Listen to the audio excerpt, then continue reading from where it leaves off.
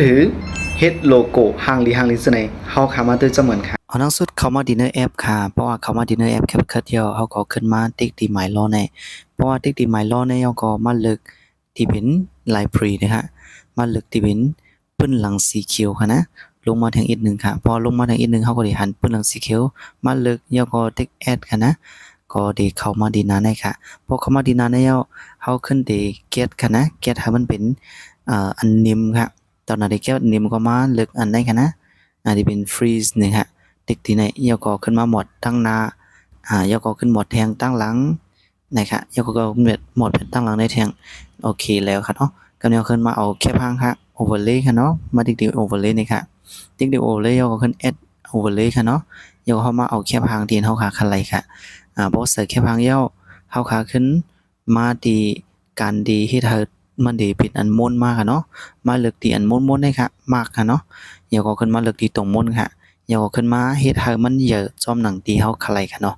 ทางเยอะทางอ่อนก็คือมาเลือกให้มันเป็นจอมหนังเฮาคลายค่ะ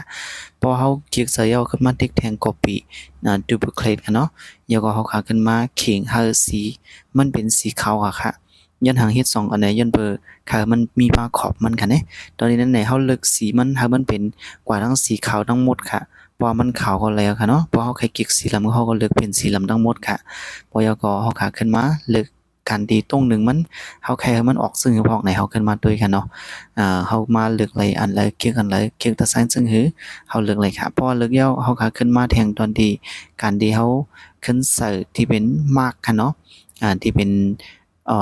ตุ่มตีนว่าตุ่มหางลีก็ว่าตุ่มตีนว่าดิจันเจอนี่ก็อะไรกันเนาะเตรียม MARK มากค่ะยกขึ้นมาเลือกอะไรกันเนาะตั้งนำค่ะนำเบเซอร์ค่ะเนาะก็ที่เกี่ยวมากกันได้แหละเลือกอันใดมาค่ะเนาะที่เป็นสีส้มในยกขึ้นมาจัดให้มันเล็กนิดนึงยกก็มาวางด้วยยกขึ้นมาเลือกลองกันตรงหนึ่งมันกันนะว่าเอาเก็กซึ่งพองมาเก็กงานในค่ะขั้นตอนเบเซอร์ยกก็เด็กคิดถูกค่ะนะเพราะเด็กคิดถูกยกก็มาด้วยค่ะก็ออกมาปึกบางเนี่ยยกก็ขึ้นดีสุดขึ้นดังเหนืออีกค่ะนะโอเคค่ะพอสุดยกก็ขึ้นมาเสิร์ฟตัวลิกค่ะพอเอาเสิร์ฟตัวลิกตัวในเตรียมค่ะนะพอเตรียมไว้ก็ขึ้นมาวางเลยค่ะสนุกค่ะเดี๋ยวลิกกันได้มาวางแห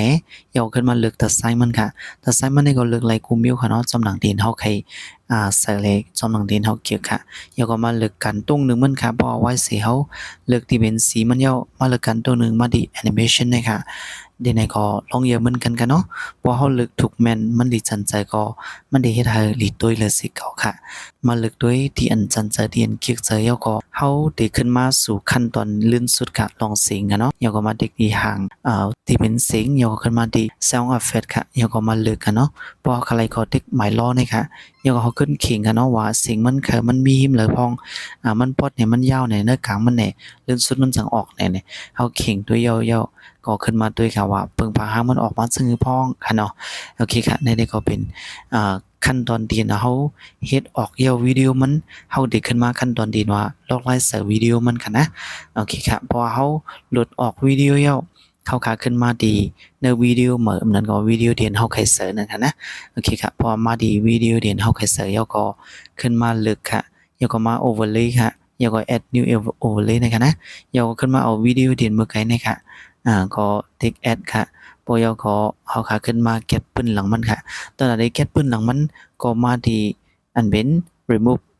PG นะคะเนาะแล้วก็ขึ้นมาเด็กที่สีค่ะแล้วก็ไล่สีมาตั้งแต่อีกนึงแล้วก็เด็กโอเคแล้วค่ะในก็จะเป็นเบิ่งฟังหางเดียนไล่โลโก้หางลีค่ะเนาะส่วนนั้นเต็มเคยทำ